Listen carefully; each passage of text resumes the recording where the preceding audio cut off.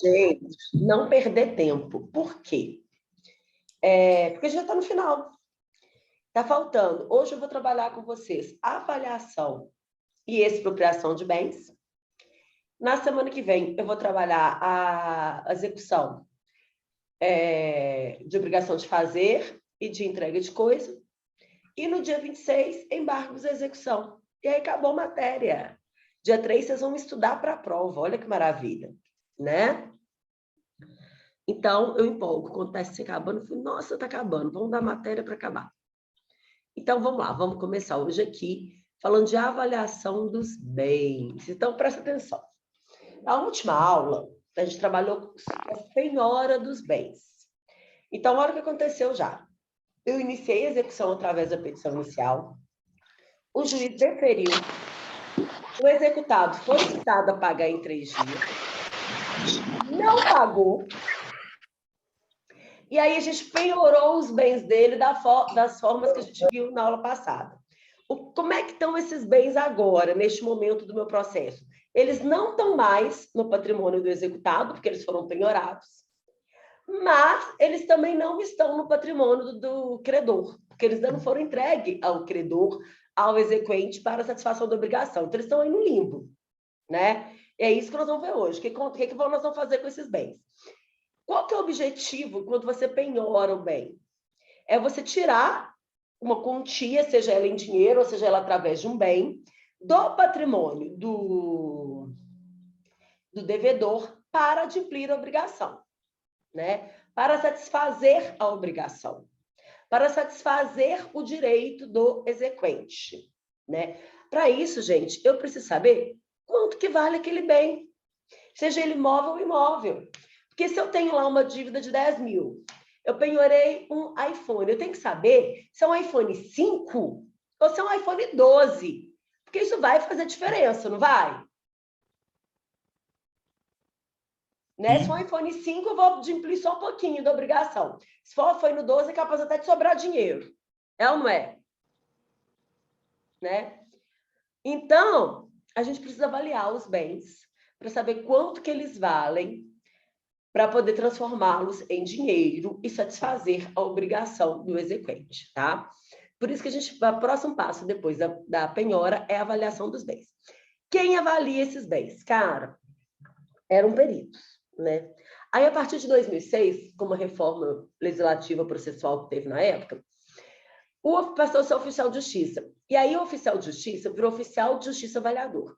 E quem fez concurso para oficial de justiça de 2006 para cá, já fez o concurso para o cargo de oficial de justiça avaliador. Então, o oficial de justiça, que vai até a casa do executado 3 dias depois de ter ido a primeira vez, quando ele não paga, ele vai fazer a penhora dos bens. E aí, na penhora, ele já faz a avaliação dos bens, tá? Então, quem faz hoje essa avaliação é o oficial de justiça. A não ser que seja uma avaliação mais difícil de ser feita, né? E aí ele vai nomear um perito avaliador, né? Fixando o prazo não superior a 10 dias para entregar o laudo. Mas a regra é que faz o oficial de justiça, a não ser que seja uma avaliação mais complicada de se fazer, só aí vai se chamar um avaliador, ok? Quando não se realiza a penhora, a avaliação, perdão, quando uma das partes aceitar a estimativa feita pela outra, então o próprio réu apresentou aí um carro a penhora e falou assim, olha, esse carro vale 30 mil. O autor falou assim, olha, vale mesmo. Não precisa, né, gente? Já está avaliado, as partes concordaram, né?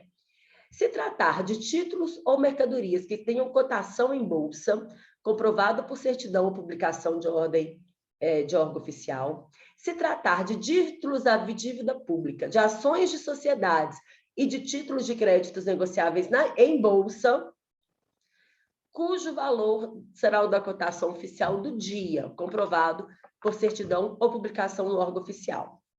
Se tratar de veículos automotores ou de outros bens cujo preço médio de mercado possa ser conhecido por meio de pesquisas realizadas por órgãos oficiais ou de anúncios de venda divulgados em meios de comunicação, caso em que caberá a quem fizer a nomeação ou encargo de comprovar a cotação do mercado. Esse artigo foi colocado no código, principalmente por causa da tabela FIP, né? Então, a avaliação de veículos é feita através da tabela FIP, tá? No laudo de avaliação, tem que constar o bem, sim, as características do bem e, principalmente, gente, o estado que se encontra, né? Então, você pega aí, vamos continuar no iPhone, tá? O iPhone de uma pessoa solteira e feliz, ele vale X. O iPhone de uma pessoa que tem filhos pequenos, ele vale menos a metade do X. Porque criança quebra a tela do iPhone diariamente. Eu tenho sobrinhos, eu sei, né? Então, você tem que saber a característica em que o bem se encontra, o estado em que o bem se encontra. Porque isso faz diferença. Por exemplo, até um carro, né? Um carro de uma adolescente de 19 anos que acabou de tirar a carteira e o carro de uma mulher cuidadosa e zelosa como eu. Qual que vai valer mais? Pode ser o mesmo carro, o mesmo ano, o mesmo modelo. Vocês entenderam? É o estado que se encontra. E, obviamente, ele vai ter que falar o valor dos bens, né? Que aí é o que a gente quer, na verdade, com a avaliação, o valor dos bens. É possível que seja realizada uma nova avaliação? Sim, quando qualquer das partes questionarem a avaliação que foi feita, né? Se verificar posteriormente a avaliação que houve majoração ou diminuição do valor do bem, por exemplo, gente, carro é uma coisa que a gente está pedindo nova avaliação atualmente.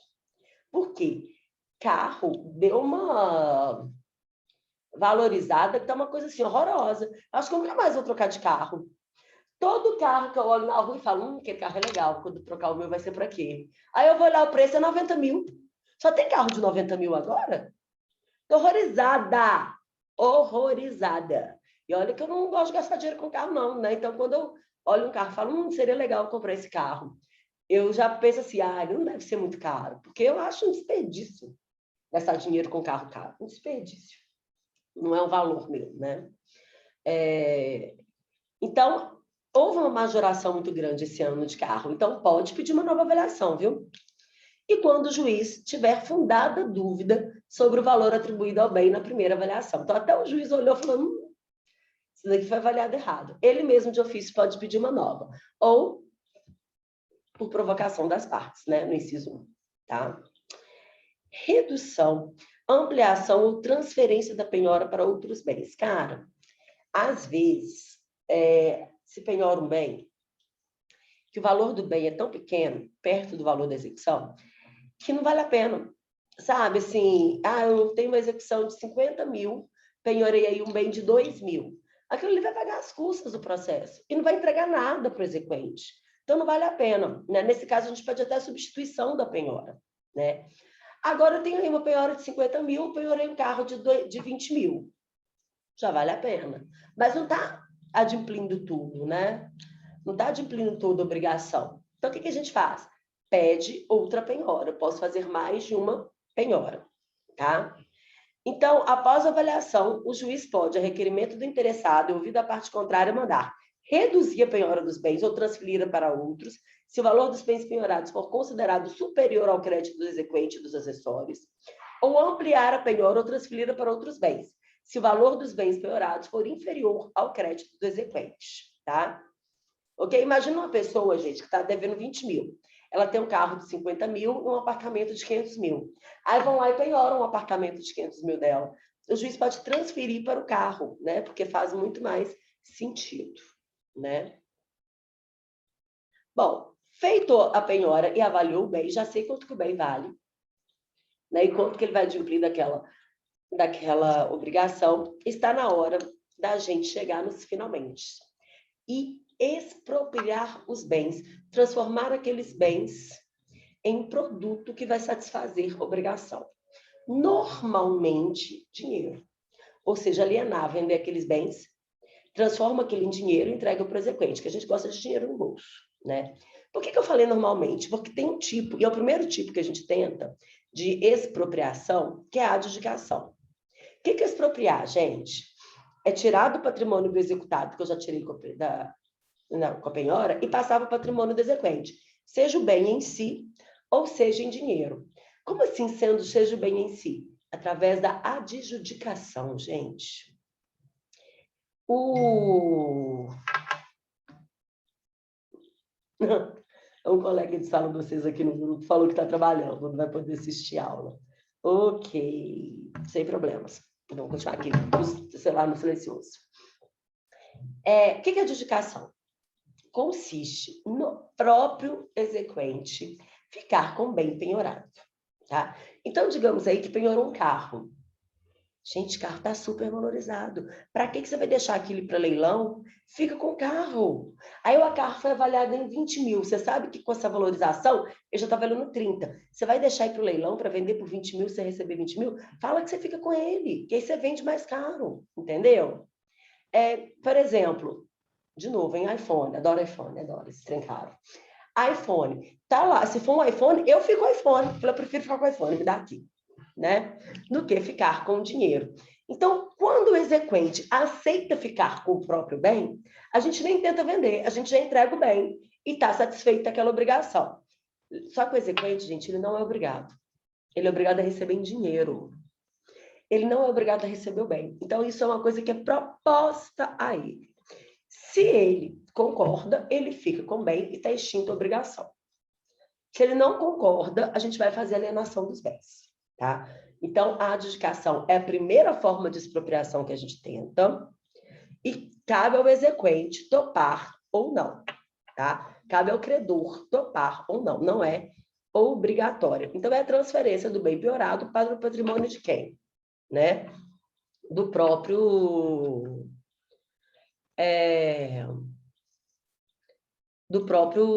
credor, tá? Bom, aí esse exequente requer a adjudicação e o executado é intimado do pedido. Aí eu falei com vocês, ele fica com o bem e acabou, tá resolvido. Mas olha só, e se o crédito for menor do que o valor do bem? Ele pode ficar com o bem, mas ele tem que devolver a parte. Então, o crédito é de 20 mil, o bem foi avaliado em 30 mil. Ele vai ter que pagar 10 mil e só depois ele vai receber o bem, tá?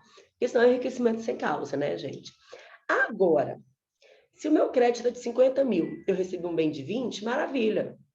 Eu vou continuar procurando bens a penhorar daquele executado para conseguir mais 30 mil. Então, se o valor é inferior, né, cabe ao credor pagar a diferença, e se o valor é superior, o credor fica com o bem e pode continuar a execução para adimplir totalmente a obrigação, tá?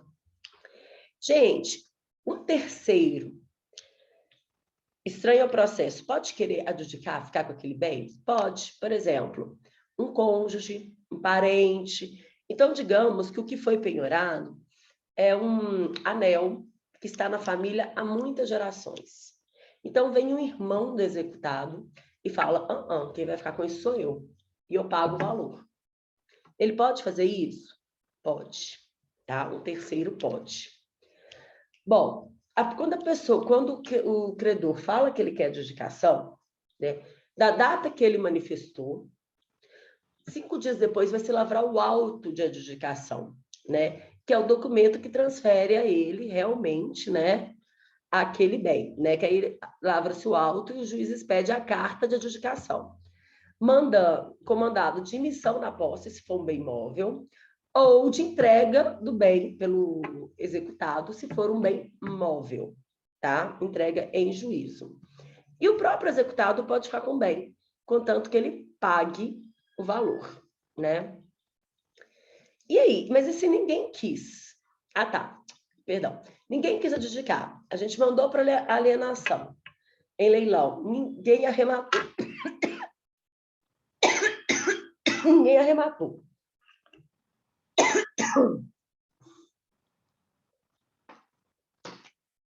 Então, gente, eu penhorei essa garrafinha aqui. O credor não quis. Ninguém quis comprar também, não sei por quê, uma garrafinha tão pequenininha, tão bonitinha, né? A gente se oferece novamente ao credor. Se ele quiser adjudicar, ok. Se ele não quiser, nós vamos ter que novamente procurar bens do executado, tá? Ok, gente, até aqui? Alguma dúvida? Ok. Gente, só tem nós três aqui, por isso que essa aula hoje está rendendo, hein? Não? Bom, mas aí tá. O credor não quis ficar com o bem. Normalmente não quer, tá, gente? Poucas vezes que a pessoa quer ficar com os bens. Não quis. E aí? Aí nós vamos passar para alienação. Ou seja, para vender o bem e transformá-lo em dinheiro. E a pessoa receber em dinheiro, tá? O novo código, ele me trouxe duas formas de alienação. Alienação por iniciativa particular e alienação em leilão público. A mais comum é a alienação em leilão público. E é o que eu tinha antes, né, do novo código. É o que eu tinha no código anterior, né? A alienação em leilão público. O novo código trouxe essa alienação por iniciativa particular aí para a gente, né? Como novidade. O que é a alienação por iniciativa particular? Uma das partes, tanto o credor quanto o devedor, apresenta nos autos um possível comprador daquele bem com a proposta de como que ele vai pagar o bem, tá? Ou as partes de comum acordo contratam um corretor para vender aquele bem e trazer a proposta, né, nos autos, tá? E aí o juiz abre vista para outra parte, a outra parte concordando, né, é feita a carta de alienação com mandado de missão na posse do terceiro ou a ordem de entrega ao terceiro, tá? Ao adquirente. E o dinheiro depositado pelo adquirente vai para o credor para satisfazer a obrigação. É bem simples. E a alienação em leilão judicial eletrônico ou presencial, né? Cara, tem gente que ganha dinheiro com isso. Sem brincadeira, não tô zoando, não. Porque se você tiver paciência e conhecer alguém, né? Ou leiloeiro, alguma coisa assim, você fica sabendo quando tem algumas coisas bem legais. E com preço, e o preço acaba sendo o preço da avaliação acaba sendo menor, sabe? Do que o preço de mercado. Então, tem gente que se dá bem comprando e vendendo imóvel, sabe? Nessas leilões judiciais, tá? Esse leilão, hoje em dia, ele pode ser tanto eletrônico quanto presencial. Ele era mais presencial. Agora, na pandemia, ele tem sido feito bastante de forma eletrônica, tá? E aí o leiloeiro público, né, vai lá, faz o leilão, as pessoas dão como é que fala? Os lances, né? Estabelecendo, obviamente, um preço mínimo, não vai ser aceitado um lance com preço muito baixo, preço vil, né? E aí, quando alguém arremata, né, as partes são intimadas disso, né? E aí, não havendo nenhuma impugnação, o bem arrematado é transferido para o patrimônio do adquirente, tá? E o valor pago. Inclusive, gente, quando é imóvel, é forma originária de propriedade, ou seja, o imóvel vai sem nenhuma dívida de IPTU, condomínio, nada. Tudo isso tem que ser pago com o valor da arrematação, ok? Bom, e aí, gente? Chegamos ao final do processo de execução por conta de acerto, né? Por quê?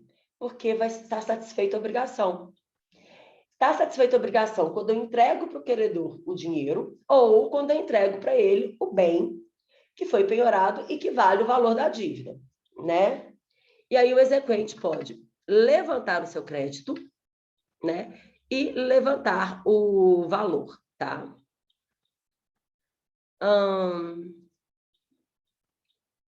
Peraí que temos dúvidas aqui.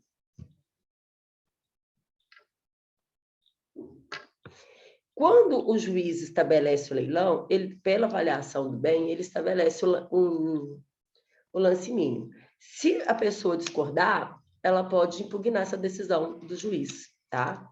Para que ele reveja esse valor, ok? Na verdade, uma decisão interlocutória. Eu acredito que ela poderia até fazer um agravo de instrumento, viu, Gabriel? Tá? Bom, e aí? Isso quita o débito do executado, gente. Seja com bem, seja com dinheiro, ok? Agora, pode ser que quite o valor, gente, ainda fica faltando alguma coisa, porque a dívida era maior. Aí a gente vai continuar a execução, tá? Por aquele valor que faltava. Certinho, gente? Dúvidas até aqui? Não, tranquilo. Vamos, eu acho, gente, que pelo horário a gente pode avançar mais um pouquinho. O que vocês acham? Fazer mais uma. A execução contra a fazenda pública, tá? Que seria matéria da aula que vem, a gente já adianta, que é a aula 17, tá? Falta 17, 18, 19, 20 e 21. Vamos fazer 17, fica faltando 18, 19, 20 e 21. Vamos lá.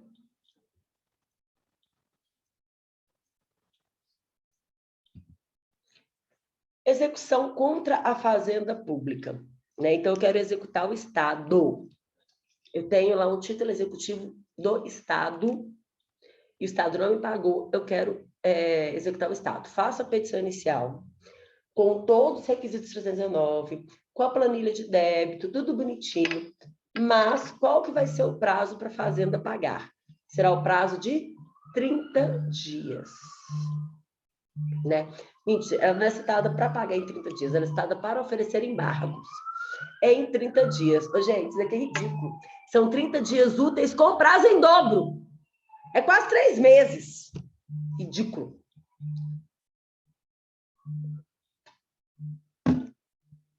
E ela não é citada para pagar, não. Ela é citada para oferecer embargos. Tá? Se não forem opostos os embargos, ou os embargos forem rejeitados, ela é condenada a pagar, mas ela não é condenada a pagar em 3 dias, igual é o contribuinte, né? Ela é condenada a pagar através de precatórios ou de RPV. RPV é requisição de pequeno valor, tá? Ela pode apresentar embargos, como eu falei, alegando qualquer matéria, né?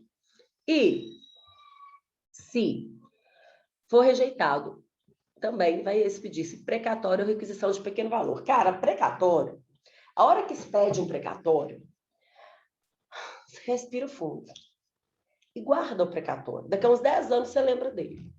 Minas Gerais está pagando, salvo engano, os precatórios de 2008, para vocês terem uma ideia. Né? E a requisição de pequeno valor? A requisição de pequeno valor ela é paga em 2 meses, tá, gente? Salvo engano, são até 60 salários mínimos. Tá? Às vezes, se sua dívida for se seu crédito, né, com a fazenda foi de 70 mil, por exemplo, vale a pena você abrir mão do valor para receber mais rápido e receber só 60 mil, 60 salários mínimos, tá? Bom, vamos falar também sobre execução de alimentos. Bom, a gente já sabe que na execução de alimentos a gente pode pedir a prisão civil do devedor, né? Então, ele vai ser citado para pagar em 3 dias, né? Nesses 3 dias, ele pode pagar, provar que já pagou ou justificar por que ele não pagou. Cara, esse justificar por que não pagou, a justificativa tem que ser algo do tipo, estava em coma. Não estou zoando. Tem que ser algo do tipo, eu estava em coma, por isso eu não paguei. Tá? Até quando fala assim, mas eu não paguei porque eu estava desempregado. O juiz fala, por que você não pediu exoneração? Por que você não pediu redução do valor? Né? Então, assim, para o cara justificar por que ele não pagou, justificativa, e ela ser válida, ela tem que ser muito, muito boa. Tá? E aí é o seguinte, se não for aceito, né, a justificativa dele, ou ele não justificar, ele vai preso. Qual o prazo? De 1 a 3 meses. Fica em regime fechado, né? E se a família vier nesse meio tempo e pagar ou fizer um acordo com o credor, solta, tá? Mas ficou 3 meses preso lá, 1 mês, 2 meses, o tempo que o juiz mandou, e não pagou. Mas eu paguei a prisão, que é assim que eles falam, né? Eu sou obrigada a continuar pagando a pensão? Inclusive do tempo que você não pagou. A prisão ela não é para o cara... Porque ninguém come prisão, ninguém veste prisão, né? A prisão é para obrigar o cara a pagar. Mas ela não adimple, né? O simples fato do cara ficar preso, né? Não considera que satisfez a obrigação, tá? Na pandemia, os juízes não estão dando essa prisão. Eles estão... Gente, gozação esse país, né? Estão dando prisão domiciliar. Isso assim, no auge da pandemia, veio uma lei falando que prisão civil do devedor de alimentos deveria ser prisão domiciliar. Eu falei, tá de sacanagem. Eu peticionei nesse sentido. Eu falei, olha, prisão domiciliar, todos nós estamos. Isso é isolamento social, todo mundo tem prisão domiciliar. Suspende essa porcaria de prisão, e ele vai cumprir depois que acabar a pandemia. E teve um juiz que eu achei bem interessante, que ele falou assim, olha, se alguém neste país não está cumprindo prisão domiciliar, neste momento, está pondo em risco toda a humanidade, né? Que é o isolamento social. Então, pelo amor de Deus. E você pode pedir também, nessa execução, que, não sendo achados bens à penhora, né? Sendo executado funcionário público ou tendo carteira assinada, que se divida o valor da dívida e vá descontando da folha de pagamento dele. Então, além de pagar a prestação alimentícia, ele ainda vai pagar um pedaço da dívida dele também, até adimplir a dívida. Pô, mas pode piorar salário? Você falou que não podia na última aula. Para pagar alimentos, pode. Tá? Então, o juiz vai oficiar o empregador, né, para que ele faça esses descontos. Tá? E, por fim, nós temos a execução de alimentos em que se requer a penhora dos bens, tá? E, às vezes, gente, a mãe do menor, né, fala pra gente assim, eu não quero que prenda ele, ele é pai do meu filho vai ficar chateado, tal. Isso é normal, viu, gente? E aí você não pede a prisão, mas você fica só tentando penhorar os bens dele, tá bom? Alguma dúvida, gente? Tranquilo. Perguntar uma coisa para vocês. Vocês têm filhos? Tem não, né? Não. É perceber pelos desinteresses na execução de alimentos, vocês só podem ser pessoas sem filhos. Não pagam pensão. Você tem, Gabriel?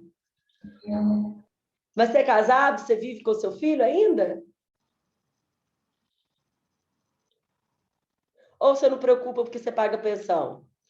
Ah, você tem uns 10 anos, mas é porque vive com você, e você não está preocupado com pensão, né? Morar com filho nem sempre é possível, mas é bom, né? Quando dá certo. Não está preocupado com pensão. Gente, vamos continuar, olha. Foi muito pouca aula hoje. Vamos adiantar a matéria? O que vocês acham? Não custa, né? Não custa. Olha só. Nós já estamos aqui. Se eu adianto essa matéria hoje, quem sabe eu não termino a matéria na próxima aula. E vocês ficam livres mais cedo. Né? Então, por que não? Gente, ixi, mas esse daqui é muito grande. Esse daqui não dá tempo de terminar hoje, não. Vamos ver se eu pulo ele, então. E vou para outra. Espera aí. Deixa eu ver 19. Ah, mesma coisa. Vou para aquela mesmo. Então tá, estamos aqui na 18, tá, gente? Que é execução para entrega de coisa certa, tá? A gente vai citar o executado. Então, fez lá a petição inicial, bonitinha. Cita-se o executado para quê? Para entregar a coisa no prazo de 15 dias, tá? E aí, o juiz pode, inclusive, fixar uma multa por dia de atraso no cumprimento da obrigação, tá? Porque é muito comum, viu, fixar essa multa. É chamada as trends, né? É multa pelo descumprimento. Para quê? Para incentivar o cara a cumprir, tá? Bom, se o cara entregar a coisa, cumpriu, né? Está satisfeita a obrigação, né? Lavra-se o auto, entrega-se a coisa ao exequente, está pronto, resolvido, né? O problema.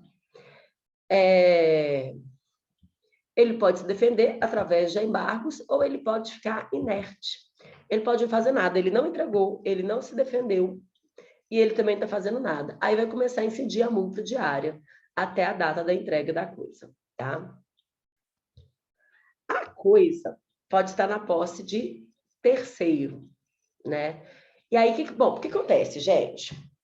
O juiz mandou você entregar, você não entregou, vai começar a correr multa a partir do dia, mas não adianta só isso, ele vai expedir também o mandado de emissão na posse, se for um bem imóvel, ou de busca e apreensão, se for um bem... Não, imóvel é emissão na posse, imóvel é busca e apreensão, tá? Se tiver a coisa na posse de terceiros, ele vai intimar o terceiro para ouvir o terceiro sobre a coisa e depois depositá-la em juízo, né? Tem coisa deteriorada, não entregue, não encontrada ou não reclamada quando em poder do terceiro, né? O exequente tem o direito de receber, além da perdas e danos, se a coisa está deteriorada, estragada, o valor da coisa, né? Quando essa se deteriorar, não for entregue, não for encontrada ou não for reclamada, tá? Se não constar no título o valor da coisa e sendo impossível a avaliação, o exequente apresentará a estimativa, tá? E aí o juiz vai arbitrar, tá? Em liquidação, né? Ah, tá bom. A coisa era uma casa, só que nessa casa, eu, executado, fiz bastantes benfeitorias. E aí? E aí? Né? E aí ele só vai entregar depois que o exequente, né, pagar o valor em juízo. Tá? O executado tem direito de receber o valor das benfeitorias, tá? E se a coisa for incerta? Não falar exatamente o que é, né, quais são as características da coisa, né, no título executivo, né?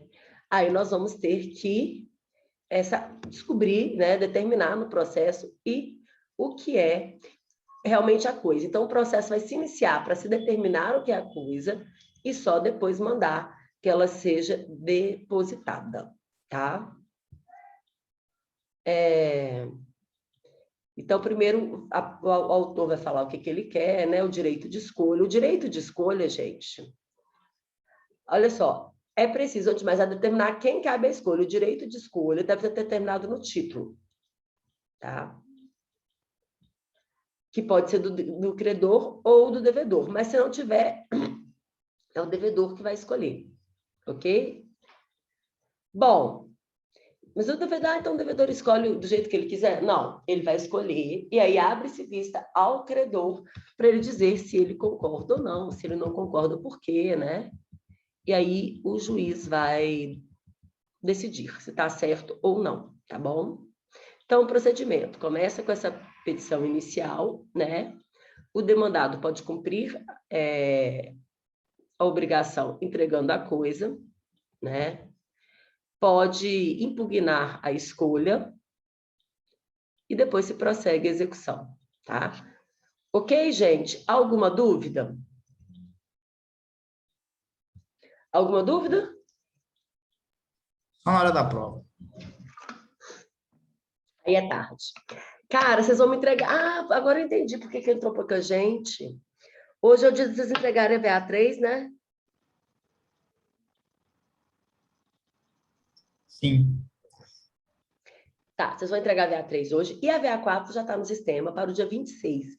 É um estudo dirigido com essa última parte da matéria, tá? Para vocês fixarem a matéria, vale 10 pontos também. É um questionário. Ok, gente? Ok. Gente, é possível que na próxima aula eu já termine a matéria.